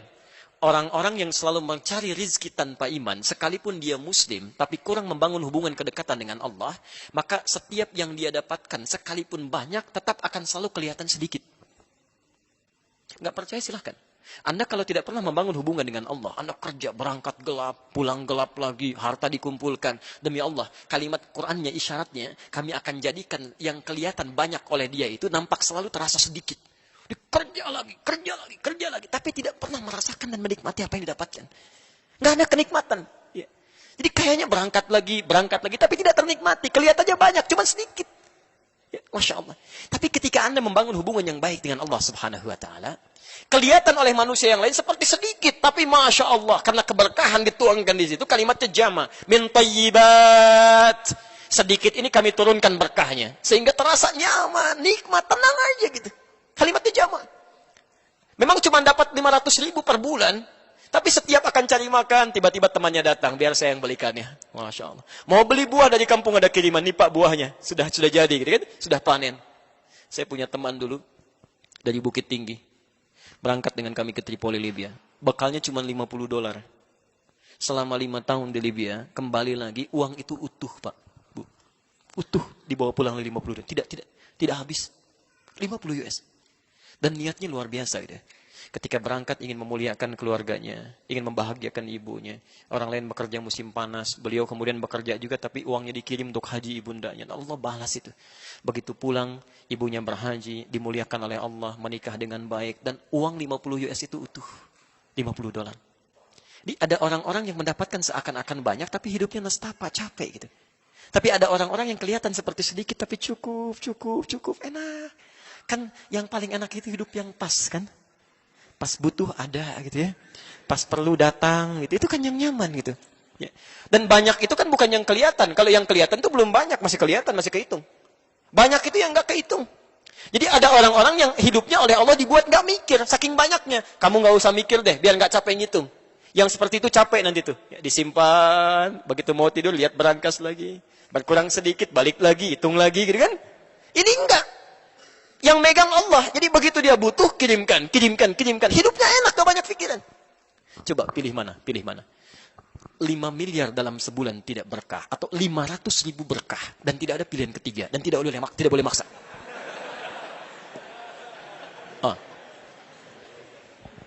Itu tidak mudah gitu ya. Teman-teman tidak mudah. Karena itu, coba cek. Kalau selama ini Anda berumah tangga, maaf. Ya, ada rizki yang selalu ingin dicari, tapi tidak pernah ada manfaat dari apa yang Anda peroleh itu, berarti ada ketidakberkahan di situ. Ya, mohon izin, ini semua kan harta kita akan ditanya ya. Gak usah diapalin, pertanyaannya pasti akan standar. Dari mana Anda dapatkan, kemana dikeluarkan? Pertanyaan pertama saya, baju Anda aja ini, ada berapa sampai hari ini? Baju yang kita kenakan. Pernah dicek nggak? Berapa banyak yang pernah baju Anda kenakan yang Allah titipkan kepada Anda? Berapa yang digunakan dalam hal manfaat untuk Allah Subhanahu wa Ta'ala? Berapa yang pernah digunakan untuk ibadah? Semua akan ditanya gitu kan. Kita mengatakan kurang-kurang padahal yang di lemari cukup banyak. Dan semua akan ditanya. Kami sering katakan pada teman-teman, kalau ingin mudah hisabnya, pertama kali mengenakan sesuatu yang baru, gunakan untuk kepentingan Allah dulu. Pakai sholat. Di jawaban hisabnya enak. Dari mana fulan kamu dapatkan pakaian itu? Allah Maha tahu, engkau yang Maha tahu. Sebelum hamba gunakan, sebelum hamba jawab, engkau Maha tahu dari mana hamba dapatkan. Dari harta yang paling halal ya Allah. Kemana engkau gunakan pertama kali?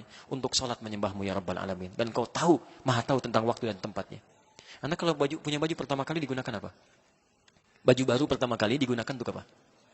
Masya Allah, Alhamdulillah. Dari mana kamu dapatkan semua ini fulan? Dari harta yang paling halal ya Allah, engkau Maha tahu. Kemana engkau pertama kali gunakan? Kondangan ya Allah. Cobalah gitu kan. Mulai dengan baik pelan-pelan. Nah, kalau keberkahan itu belum didapatkan, berarti hubungan kita belum ditata dengan baik dengan Allah Subhanahu wa taala. Jadi, visi yang pertama, ya coba cek dulu setelah berumah tangga, coba lihat bagaimana kita membangun kedekatan dengan Allah Subhanahu wa taala. Yang terakhir bagian nomor 1, Mas. Ya, karena baru 1 ini yang kita bahas. Ada orang yang hebat. Yang hebat ini belum nyari, kebutuhannya sudah Allah hadirkan. Yang pertama nyari dulu, baru dapat. Yang kedua bergerak sedikit, baru dihadirkan. Yang ketiga, belum bergerak, baru punya keinginan, langsung Allah hadirkan. Ya. Yang pertama disebut nas. Yang kedua disebut amanu. Yang ketiga langsung di Quran surah ke-7. Ayat 96. Tadi rizki ada di mana? Langit. Kita tinggal di mana? Di bumi. Sekarang perhatikan. Ada orang yang oleh Allah langsung dibuka pintu rizkinya di langit dan di bumi. Kalau pintu langit dan bumi dibuka semuanya, ini dibuka langitnya, buminya dibuka. Dia tanpa bergerak pun, kalau cuma ingin dia dapatkan itu. Siapa orang ini? Walau anna ahlal qura amanu wattaqau lafatahna alaihim barakatim minas sama'i wal ardh. Kalaulah satu penduduk negeri, Anda sebandung semuanya dengan izin Allah, beriman kepada Allah, please tingkatkan takwa. Takwa disebutkan 115 kali dalam Al-Quran. Turunannya, salah satunya bentuknya ibadah. Puasa disebut dengan takwa. La'allakum tattaqun. Al-Baqarah 183. Haji bekalnya takwa. Al-Baqarah 197. Wa tazawwadu fa inna khairaz zadit taqwa. Salat bagian dari takwa. Baca Quran bagian dari takwa. Tahajud bagian dari takwa. Infak bagian dari takwa. Kalau Anda bangun rumah tangga dengan peningkatan takwa kepada Allah, demi Allah saya katakan, kata Allah, la fatahna alaihim barakati minas sama'i wal ardh. Kami akan buka semua pintu-pintu keberkahan di langit dan di bumi, dan tidak ada perjalanan kehidupan rumah tangga itu kecuali nikmat aja.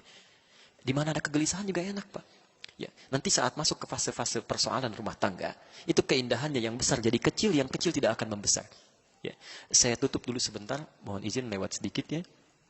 Bapak Ibu sekalian, siapa perempuan pertama yang dinikahi oleh Rasulullah SAW? Sayyidah Khadijah. Ya.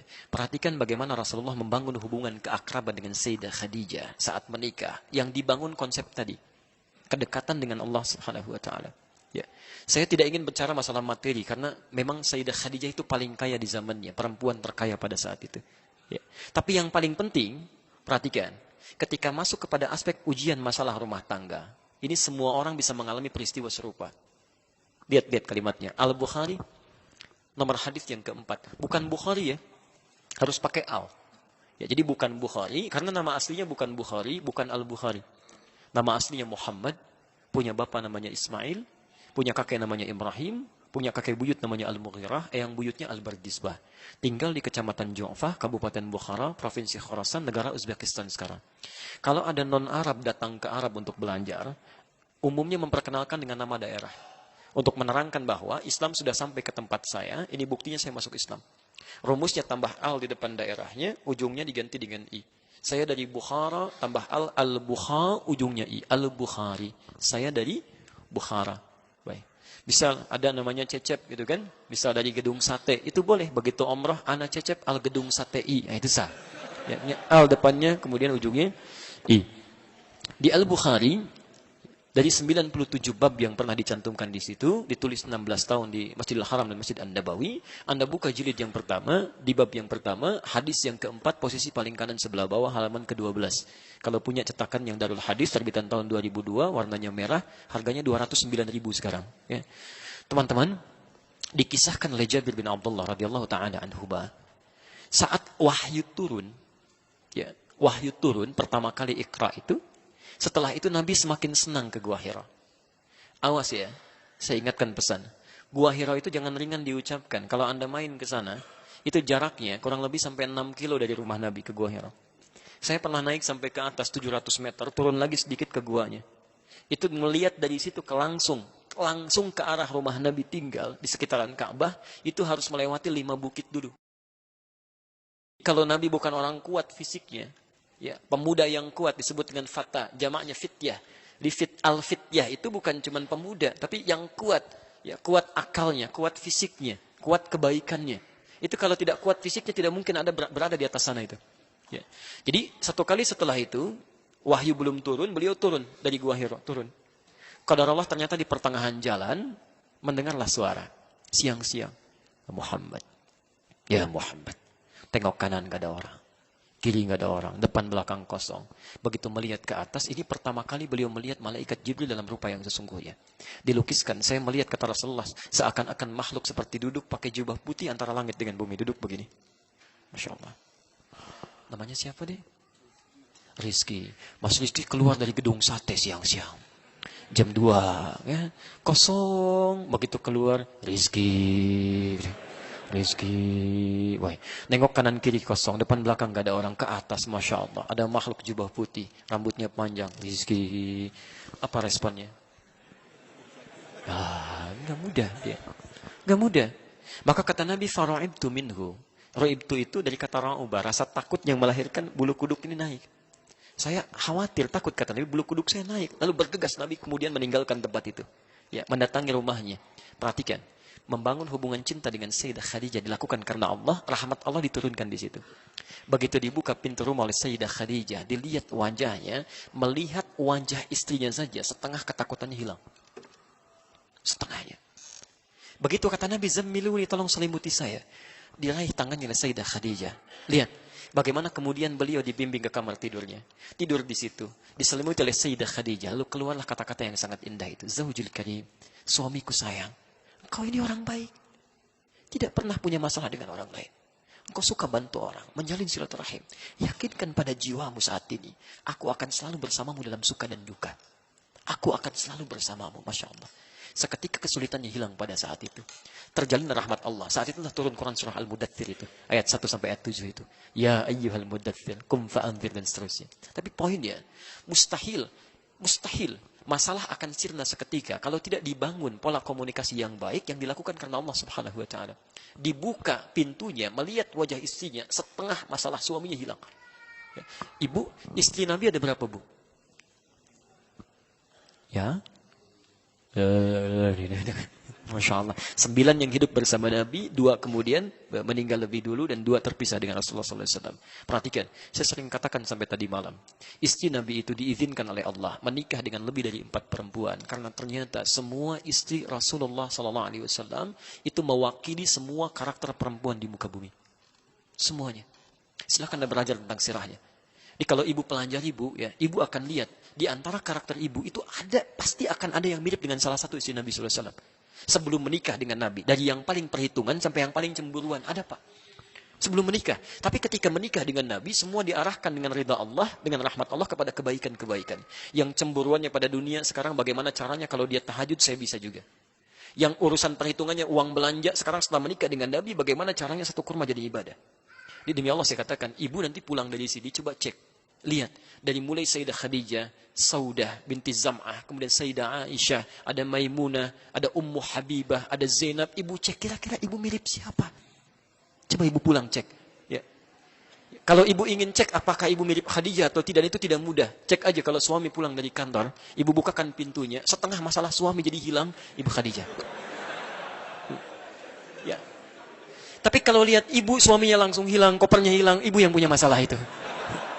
Jadi persoalan. Teman-teman, saya kira untuk pengantar, ya ini karena waktunya terbatas, saya kira akan lebih baik kalau kita banyak berdialog saja. Karena kalau kita mengurutkan dengan materi, nampaknya akan lebih panjang lagi, dan ini sudah masuk pada jam 2 gitu ya. Baik, saya tidak ada masalah, saya dari sini harus ke Al-Barkah. Kita akan bedah buku nanti tentang buku yang kami tulis, tentang menyoal hadis-hadis populer. Jadi ada hadis-hadis yang diduga sebagai hadis padahal bukan hadis. Ya, pernah dengar hadis ini? Makan saat lapar, berhenti sebelum kenyang. Pernah dengar? Ah, itu hadis palsu. Saking palsunya di kitab hadis palsu aja nggak ada itu. Itu cuma di kitab cerita ya, nanti kita bedah sore hari ini. Saya kira saya cukupkan dulu ya untuk pengantarnya. Kalau ada berdialog silahkan nanti sampaikan. Mudah-mudahan Allah memudahkan untuk memberikan jawabannya. Ya, Masya Allah, speechless saya kalau tausiah dari Ustadz Adi ya. Sekarang kita masuk ke sesi tanya jawab aja dulu ya. Mungkin tidak banyak, cuman kita mulai dengan pertanyaan pertama. Bagaimana cara menjaga pandangan yang sesuai Al-Quran dan hadis? Cara menjaga pandangan untuk laki-laki atau perempuan? Kayaknya sih laki-laki nih. Baik. Untuk laki-laki Quran surah ke-24 ayat ke-30. Untuk perempuan Quran surah ke-24 ayat 31. Baik, kita langsung jawab dengan ayatnya. Perhatikan kalimatnya untuk laki-laki. Wa qul lil mu'minina yaghuddu min absarihim. Katakan pada pria-pria yang merasa punya iman. Yaghuddu min absarihim. Ya. Yaghuddu, ghaddu itu asalnya adalah menatap kepada yang baik-baik dan menyingkirkan pandangan dari yang tidak baik. Dari sini muncul istilah ghaddul basar.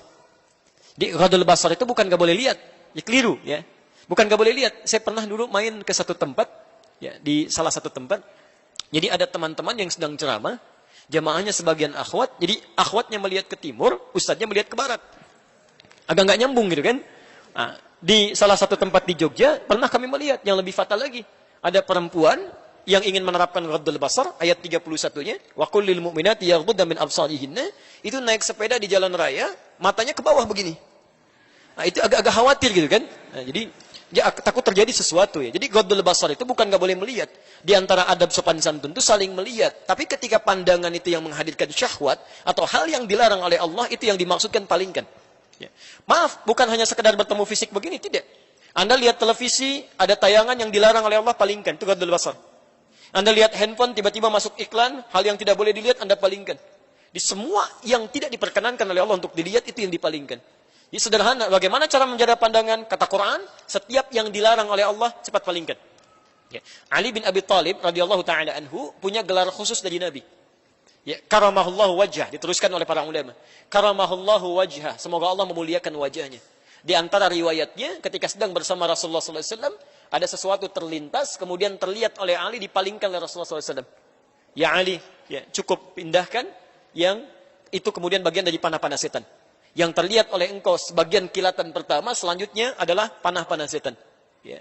Awas hati-hati ketika dipalingkan, ini dijaga oleh Allah Subhanahu Wa Taala supaya pandangannya tidak melihat hal yang diharamkan. Jadi rumus dari hadis ini, begitu melihat, palingkan. Dan jangan dipelesetkan ya. Ada sebagian mempelesetkan, Ali kan melihat dulu, selanjutnya itu panah setan. Berarti yang pertama tanpa berkedip itu bagian dari rahmat. Ya. Awas jangan-jangan keliru ya. Anda lihat seseorang, Masya Allah, Masya Allah. Itu bagian dari panah setan. Kedip dulu langsung pindah, ya kan? Itu hal yang keliru, yang tidak tepat. Sekira itu. Ya, pertanyaan kedua, Assalamualaikum warahmatullahi wabarakatuh, Ustaz. Alhamdulillah sekarang saya sudah berproses dengan seorang akhwat. Sampai hari ini saya mantap untuk menikahinya. Setelah menilainya secara objektif menurut sunnah, baik dari fisik, akhlak, ilmu agama, hafalan, dan sebagainya. Yang menjadi masalah adalah ayahnya masih belum memberikan izin untuk menikahi putrinya sampai lulus kuliah. Ayahnya menyampaikan bahwa sudah menerima saya, tapi dengan syarat harus menunggu sekitar 8 bulan. Ya. Bagaimana saran Ustadz, lebih mengutamakan calon istri salihah atau kebutuhan menikah kita? Baik. Jazakallah khair. Kita jawab kemudian dengan Al-Quran dan hadis-hadis Nabi SAW. Pertama, untuk perempuan yang belum pernah menikah sebelumnya, maka akadnya akan terkait erat dengan walinya. Awas hati-hati. Dan hukum wali ini oleh Allah diberikan hukum yang ketat, karena ketika anaknya salah dinikahkan, walinya ikut dosa. Quran surah kedua Al-Baqarah ayat 221. Ya. Lihat kalimatnya. Wala tankihul musyrikati hatta yu'minna. Bagi laki-laki jangan sampai menikah dengan perempuan-perempuan musyrik. Wala amatun mu'minatun ya khairu min musyrikati walau ajabatkum. Kata Allah, sungguh perempuan-perempuan yang muslimah, walaupun wajahnya tidak memikat Anda, belum ada pesona-pesona keindahan menurut pandangan Anda, itu lebih mulia dalam pandangan Allah dibandingkan perempuan musyrik yang mengagumkan, yang pesonanya sangat indah. Awas hati-hati, ini nggak ada pilihan lagi. Nggak ada pilihan, Allah sudah menentukan. Jadi kalau Anda diberikan pilihan, misalnya, pilih mana? Ya, perempuan yang cantik tapi musyrik, atau biasa-biasa tapi muslim. Pilih mana? Nah, sudah nggak usah banyak mikir. Ya, kata Qurannya, pilih yang biasa-biasa. Ya. Maaf, kecantikan itu kan relatif kan? Ya konon kalau jelek mutlak gitu kan. Kecantikan relatif gitu. Tapi dalam pandangan Allah, sepanjang ada kebaikan dalam iman dalam jiwanya, itu yang terbaik. Itu yang terbaik. Ya. Pelan-pelan. Ayatnya bukan ini yang kita kemudian akan kaji. Ayat setelahnya. Wala tunkihul musyrikin. Jangan nikahkan anak perempuanmu dengan laki-laki musyrik. Jangan nikahkan. Kata para ulama, ketika kalimat ini dihadirkan oleh Allah, ingin menunjuk kepada wali dari pihak perempuan, khususnya ayah, yang punya peran memberikan izin dan menikahkan anak perempuannya dengan laki-laki yang dimaksudkan. Jadi mohon maaf ya untuk teman tadi yang melamar, ya sebetulnya itu gambaran kebaikan dari Allah Subhanahu wa taala. Antum diterima kan? Diterima, cuma dengan syarat, kan? Cuma dengan syarat. Syaratnya menunggu sampai sekiranya dia bisa lulus kuliah dulu dalam jangka waktu 8 bulan. Apa yang harus antum lakukan? Ambil petunjuk Nabi sallallahu alaihi wasallam. Ya. Kata Nabi selesai. Fa illam yastati fa alaihi bisyam. Ya ma'syar syabab, man istata'a minkumul ba'ata falyatazawwaj. Hei para pemuda, kalau Anda sudah siap untuk menikah, segerakan untuk menikah. Ya, segera percepat. Fa illam yastati fa alaihi bisyam. Tapi kalau dia belum mampu di sana itu artinya belum mampu menikah seketika atau belum mampu dilakukan pada saat itu. Lihat kalimatnya itu menggunakan fi'il mudhari. Bisa present, bisa continuous, bisa future. Artinya bisa sekarang, bisa terus, bisa nanti. Ya, ada lam. Lam itu harfun nafyin lil madhi wal istiqbal. Dulu, sekarang, dan nanti. Jadi kalau nggak bisa sekarang, mungkin nanti diundur untuk sepekan kemudian. Atau sebulan kemudian. Kalau nggak sebulan kemudian, mungkin nanti, masanya masih agak panjang. Kalau Anda belum bisa menikah seketika pada saat itu, kata Nabi, fa'alaihi bisyam. Kalau memang Anda memutuskan memilih perempuan itu saja, maka memulai untuk puasa dulu. Kalau belum ada pilihan pun, tapi hasrat untuk menikah sudah ada, maka puasa dulu, kata Nabi. Puasa. Apalagi yang pilihannya sudah ada, siap untuk pernikahan, tapi ditenggat dengan waktu. Apa pilihan terbaiknya? Kalau masih ingin menikahi perempuan yang dimaksudkan, fa'alaihi bisyam. Maka bangun hubungan dengan baik dengan Allah Subhanahu wa taala dengan meningkatkan puasa. Fa innahu kana lahu wijaun. Dengan puasa itu Allah yang akan menjaga orang yang bersangkutan. Ya, Anda masih 8 bulan. Saya menunggu istri saya selama 7 tahun. Istri saya menunggu saya 7 tahun. Jadi kami mengajukan proposal pernikahan pada ibunda kami. Kata ibu saya, amanahnya harus belajar minimal sampai S2, baru mama izinkan menikah. Maka alhamdulillah Allah pisahkan kami, saya ke Tripoli, dan itu jalan Allah untuk memisahkan supaya kami tidak bermaksiat. Ya, Masya Allah. Jadi kemudian kami berpisah di situ, ya calon istri saya sampaikan, jika ada yang terbaik, ingin menikahi Anda, ingin menikahi kamu, dan diizinkan oleh ayahmu nikahi dia. Allah yang memberikan yang terbaik. Tapi kalau kamu mau bersabar, silahkan bersabar. Tunggu saya sampai selesai S2. Masya Allah. 7 tahun ditunggu, dan sampai sekarang, alhamdulillah, kami menikah. Masya Allah. 7 tahun. Anda masih 8 bulan. Alhamdulillah. Baik. Baik. Oke, Ustaz, kita punya waktu 5 menit lagi, Ustaz. Ini pertanyaan terakhir kayaknya. Assalamualaikum. Ustaz, jika suami istri lagi bertengkar, tanpa sadar si suami bilang, "Gih pulang," katanya. Tapi istri tidak pulang karena alasan anak, katanya. Namun setelah 3 hari, mereka suami, tanda kurung suami, baik kembali seperti sedia kala. Oh, tanya, kenapa kata-kata gih pulang itu berarti, apakah kata-kata gih pulang itu berarti cerai atau bukan? Mohon penjelasan. Oh, mohon tanyakan pada suaminya langsung. Itu cerai atau bukan gitu. Selesai. Kalau tanya saya tidak tahu saya. Allahu a'lam bishawab ya. Tanyakan pada suaminya ya. Setelah itu baru saya sampaikan hukumnya gitu kan. Baik. Pertama sebenarnya gini pertanyaannya, kenapa mesti bertengkar? Kalau ada sesuatu yang bisa dikomunikasikan, kenapa mesti bertengkar? Itu masalah dulu. Ya. Awas hati-hati. Karena itu, persoalan-persoalan di rumah tangga itu runtut sekali. Masalahnya diberikan oleh Allah. Kata Allah, ini kemungkinan yang bisa terjadi. Hati-hati ya. Pernah belajar tentang fikih setan? Mas, itu harus belajar. Anda kenal malaikat tapi nggak kenal setan. Seperti tahu jalan mulus tapi tidak pernah tahu lubangnya. Anda bisa kepleset. Setan itu musuh bukan?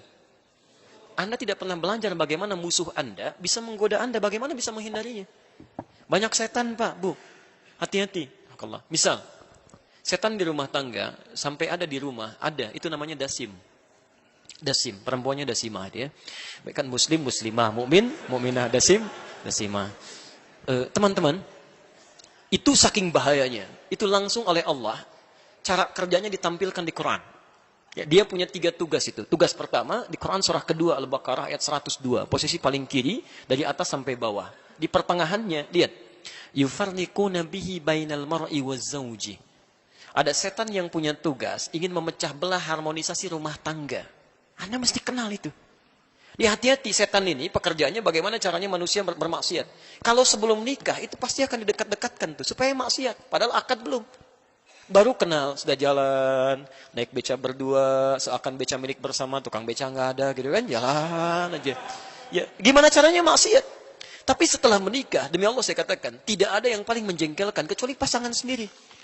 Dibuat bermaksiat itu, dibuat supaya ada pisah, supaya ada maksiat kepada Allah Subhanahu wa taala. Situasi terbalik. Ya, 3 bulan, 6 bulan pertama semuanya normal. Ya, 3 tahun, 4 tahun, 5 tahun. Silakan perhatikan. Yang paling standar aja ya, paling standar. Silakan cek. Ya, antum teman-teman yang laki-laki pamit gitu kan ke istrinya. Mah, ke kantor dulu ya. Ya udah, silakan. Udah jalan. Suami orang ke kantor, Pak. Masya Allah. Ibu juga sama, minta ke bapak, Pak, ngantar anak dulu ya. Ya udah hati-hati. Istri orang ngantar anak, Bu. Masya Allah. Ya, jadi dibalik tuh situasinya. Jadi yang sendiri, pasangan sendiri kelihatan tidak menyenangkan, pasangan orang lain bisa kelihatan bagus. Bisa berubah di situ. Ya. Makanya apa celah yang pertama kali dimunculkan? Al-Quran langsung memberikan jalan. Lihat kalimatnya. Pertama kata Quran di surah ke-4 ayat 34. Posisi paling kiri sebelah atas. Ya, lihat kalimatnya. Kalimat pertama yang disebutkan oleh Quran, kemungkinan terjadi adalah miskomunikasi. Hubungan-hubungan yang tidak baik akibat kegagalan berkomunikasi dengan cara yang tidak baik. Makanya ketika ada persoalan yang terjadi di rumah tangga, bahasa Quran pertama kali, fa'idhuhunna. Jalin komunikasi yang baik. Jangan ditunggu, Bu. Ya. Maaf, ini kelemahan kadang-kadang di sini nih. Ya, ada persoalan walaupun kecil, kadang-kadang didiamkan. Diam itu kan kesannya jadi prasangka. Jadi prasangka. Silakan cek. Ya. Kebanyakan sekarang temannya banyak kan. Saya mau tanya pada ibu. Ibu ingin jadi perempuan solihah? Baik. Apa ciri perempuan solihah itu? Di Quran cuma 2. Cuma 2. Quran surah ke-4 ayat 34. Fassolihatu. Perempuan yang solihah itu satu qanitatun. Qanitat. Qanita itu taat pada Allah dengan cara menaati suami pada yang baik-baik. Jadi kalau suami ibu mengatakan pada yang baik-baik, cepat taati ibu. Surga ibu ada di situ. Mah berhijab dia, insya Allah. Malam tahajud dia, siap insya Allah. Keta'lim dia, insya Allah. Begitu ibu katakan demikian, lihat hadisnya, diriwayatkan oleh At-Tirmidzi. Lihat kalimatnya. Masya Allah, ini indah sekali.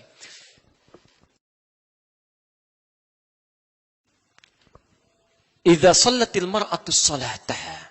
Jika seorang perempuan, istri, cukup sholat fardu saja. Tidak pernah sholat sunnah selama hidupnya. Wa shamat shamaha.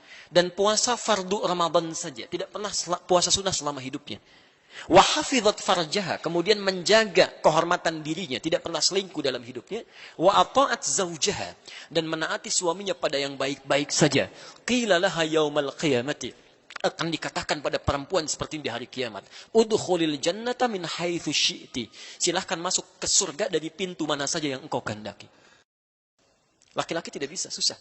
Mau masuk pintu puasa Ar-Rayyan, puasa dulu. Ada pintu tahajud, ada pintu sedekah. Perempuan yang menaati suaminya pada yang baik-baik. Kata Allah, Masya Allah. Ingat ya, pada yang baik-baik. Kalau suami minta pada yang tidak baik, ibu boleh menjawab atau menolak dengan cara yang halus. Ya. Mah, Papa ada family gathering nih di perusahaan. Tolong buka hijabnya ya, cuma 30 menit. Nah, ibu boleh tolak dengan cara yang halus. Pak, selama 30 tahun ini, ibunda yang almarhumah itu selalu berwasiat supaya dijaga, Pak, sampai hari ini. Saya tidak tahu nanti apa yang harus saya katakan pada mama kalau saya meninggal nanti. Ya, apa jawabannya? Mohon dipahami, Pak. Dengan jawaban yang lembut, dengan itu ada kelembutannya. Oh, mungkin ya sudah, mah. Pakai aja. Mudah-mudahan jadi hidayah bagi yang lain. Dengan cara yang lembut, jangan langsung naik dulu. Mah, lepas hijabnya ada pertemuan. Apa? Wah, belum apa-apa sudah naik gitu kan. Jadi rame. Ini yang kadang-kadang suka beda-beda nih. Ya. Awas Bu, hati-hati. Suami kan pemimpin ya. Apa sifat pemimpin yang paling dominan? Sifat pemimpin yang paling dominan apa? Egois, apa lagi? Oh, yang jawab laki-laki semua nih, egois ayo. Ya. Sifat pemimpin yang paling dominan itu tidak mau dipimpin. Tidak menerima saran, hanya menerima masukan. Begitu Anda ngasih saran, itu akan naik satu dengan yang lainnya. Maka ciri yang pertama tadi, yang kedua, hafizatun lil ghaibi bima hafizallah. Dia menjaga nama baik suaminya, pelan-pelan. Lihat sini, dia menjaga nama baik suaminya, rumah tangganya, khususnya ketika tidak sedang bersamanya. Jadi kalau ada aib rumah tangga terbuka keluar, itu yang salah bukan yang menyebarkan. Yang salah orang rumah. Kata Allah, bima hafizallah, kami sudah jaga, kenapa kamu buka? Di selama tidak dibuka, itu akan terjaga. Nah sekarang Pak, Ibu tantangannya banyak sekali. Nggak ada orang pun bisa terbuka. Kadang bikin status. Hanya karena masalah yang kecil, tiba-tiba nulis. Nggak nyangka ya, nyangka tuh. Ketika Anda bilang nggak nyangka ya, itu sedang nyangka gitu. Ya, hati-hati. Karena itu teman-teman, apapun yang terjadi kata Quran langsung komunikasikan dengan baik tuh, jalin yang terbaik. Dan yang paling indah begini, yang paling indah. Kata Allah di Quran surah 30 ayat 21 tadi yang kita bacakan di awal, ya. Wa min ayatihi an khalaqalakum min anfusikum azwaja. Kami ciptakan, ya, kami jadikan tanda-tanda untuk mendekat kepada kami dari dua sisi yang berbeda. Mohon maaf, suami istri itu kata Al-Quran, mesti menyadari ketika mereka bersatu, mereka membawa kepribadian yang mungkin berbeda. Latar belakang yang beda, tidak bisa disatukan harus sama satu dengan yang lainnya. Ya. Dia ada proses yang dialami di situ, karena menyatukan dua yang berbeda, pasti akan ada penyesuaian-penyesuaian. Ya. Karena itu yang paling indah apa? Diterangkan di Quran surah kedua Al-Baqarah ayat 187. Hunna libasun lakum wa antum libasun lahunna. Kalau ingin indah itu diterapkan, kata Quran, jadi seperti pakaian. Apa fungsi pakaian? Satu, menutup aurat. Aurat itu kan yang tidak boleh terbuka kan? Kita tutup. Makanya kalau ada sesuatu terbuka dari pasangan yang tidak disukai, cepat tutup, bukan diungkit. Kamu kok begini? Dulu waktu belum menikah nggak begitu? Tidak seperti itu. Jadi begitu muncul sesuatu, tutup, selesai, nggak usah diungkit. Sudah, selesai. Apa fungsi yang kedua? Menampilkan keindahan. Jadi setiap ada persoalan di rumah, jangan tampil keluar itu terbawa-bawa. Tenang aja, nyaman jalan. Hadirkan keindahan, tutupi dengan kebaikan-kebaikan. Dan itu hanya bisa dihasilkan dengan mawaddah dan rahmah. Mawaddah itu cinta kasih yang lahir lewat perhatian-perhatian material, fisik.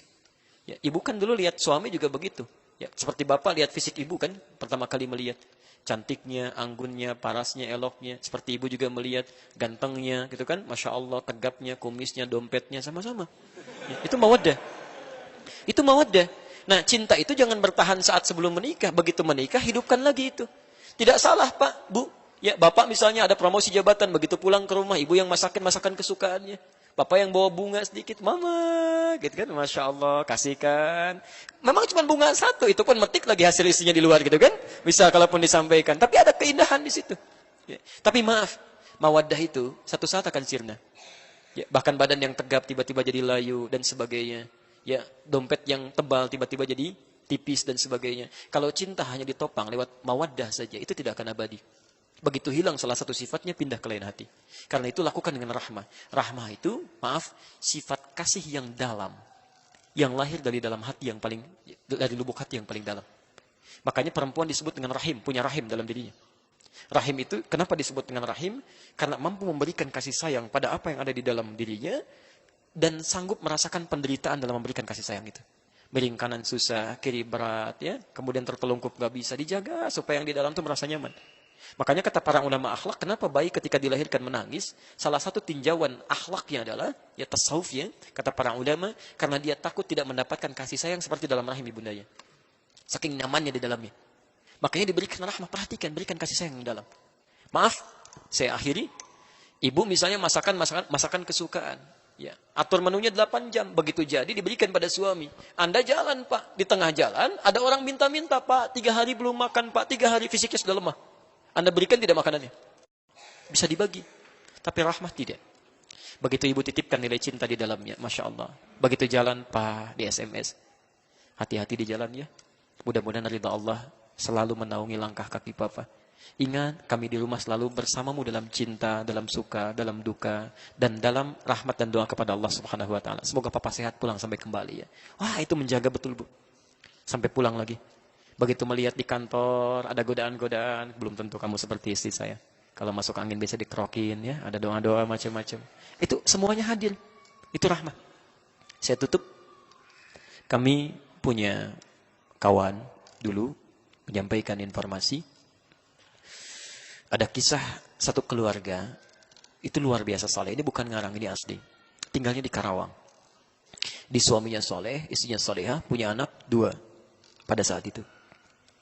Qadarullah, mereka mentarbiah keluarganya dengan baik, dekat dengan Allah dan tuntunan Rasulnya.